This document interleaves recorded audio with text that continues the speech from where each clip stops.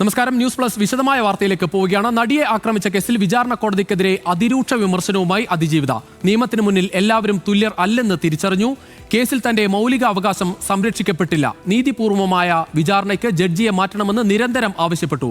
പ്രതിഭാഗം ജഡ്ജിക്കായി രംഗത്ത് വന്നതോടെ എല്ലാം വ്യക്തമായി എന്നും അതിജീവിത കുറിച്ചു.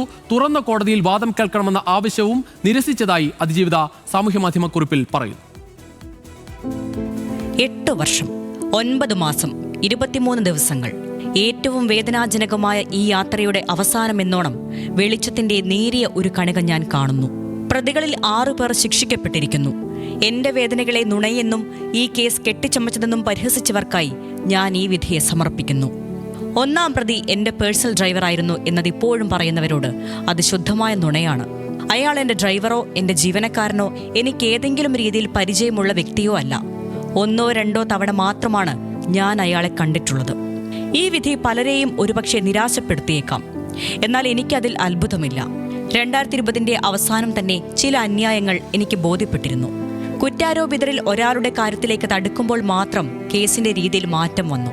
നിരന്തരമായ വേദനകൾക്കും കണ്ണീരിനും കടുത്ത മാനസിക സംഘർഷങ്ങൾക്കും ഒടുവിൽ ഞാൻ ഇപ്പോൾ തിരിച്ചറിയുന്നു, നിയമത്തിന്റെ മുന്നിൽ ഈ രാജ്യത്തെ എല്ലാ പൗരന്മാരും തുല്യരല്ല. ഈ തിരിച്ചറിവിന് നന്ദി. ഉയർന്ന നീതിബോധമുള്ള ന്യായാധിപന്മാർ ഉണ്ടാകുമെന്ന് തന്നെയാണ് ഇപ്പോഴും വിശ്വസിക്കുന്നത്. ഈ കേസിൽ എന്റെ മൗലിക അവകാശങ്ങൾ സംരക്ഷിക്കപ്പെട്ടില്ല. കോടതി ശത്രുതാപരമായി പെരുമാറുന്നതായി കണ്ട് രാജിവെച്ച 2 പ്രോസിക്യൂട്ടർമാരും ഈ കോടതിയിൽ നിന്ന് നീതി പ്രതീക്ഷിക്കേണ്ടതില്ല എന്ന് പറഞ്ഞിരുന്നു. മെമ്മറി കാർഡ് അനധികൃതമായി കൈകാര്യം ചെയ്തതിനെക്കുറിച്ചുള്ള അന്വേഷണ റിപ്പോർട്ട് ആവർത്തിച്ചാവശ്യപ്പെട്ടിട്ടും നൽകിയിരുന്നില്ല. ന്യായമായ വിചാരണയ്ക്കായി ജഡ്ജിയെ മാറ്റണമെന്ന ഹർജിയുമായി ഫൈറ്റ് ചെയ്യുമ്പോൾ പ്രതിഭാഗം ഇതേ ജഡ്ജി തന്നെ വേണമെന്നാവശ്യപ്പെട്ട് കക്ഷി ചേർന്നു. എന്റെ സംശയങ്ങൾക്ക് ബലം നൽകുന്നതായിരുന്നു ഇത്. പൊതുജനങ്ങൾക്ക് നേരിട്ട് കാണാൻ കഴിയും വിധം ഓപ്പൺ കോടതിയിലേക്ക് കേസിന്റെ നടപടികൾ മാറ്റണമെന്നാവശ്യപ്പെട്ടിട്ടും നിഷേധിച്ചു. ഈ യാത്രയിൽ അത്രയും കൂടെ നിന്ന മനുഷ്യത്വമുള്ള സകല മനുഷ്യരെയും ഞാൻ നന്ദിയോടെ ചേർത്ത് പിടിക്കുന്നു.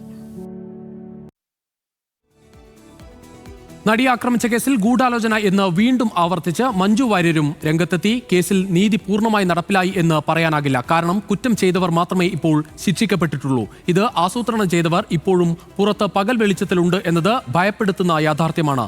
അവർ കൂടി ശിക്ഷിക്കപ്പെട്ടാൽ മാത്രമേ അതിജീവിതയ്ക്കുള്ള നീതി പൂർത്തിയാവുകയുള്ളൂ എന്ന് മഞ്ജു വാര്യർ കുറിച്ചു. പോലീസിലും നിയമ സംവിധാനത്തിലുമുള്ള വിശ്വാസം ദൃഢമാകാൻ അതുകൂടി കണ്ടെത്തിയേ തീരൂ. ഇത് അവർക്ക് വേണ്ടി മാത്രമല്ല, ഈ നാട്ടിലെ ഓരോ പെൺകുട്ടിക്കും ഓരോ സ്ത്രീക്കും ഓരോ മനുഷ്യർക്കും കൂടി വേണ്ടിയുള്ളതാണ്. അവർക്ക് തലയുയർത്തി ഭയപ്പാടില്ലാതെ നടക്കാൻ കഴിയുന്ന സാഹചര്യം ഉണ്ടായേ തീരൂ എന്നും മഞ്ജു വാര്യർ കുറിപ്പിൽ പറയുന്നു.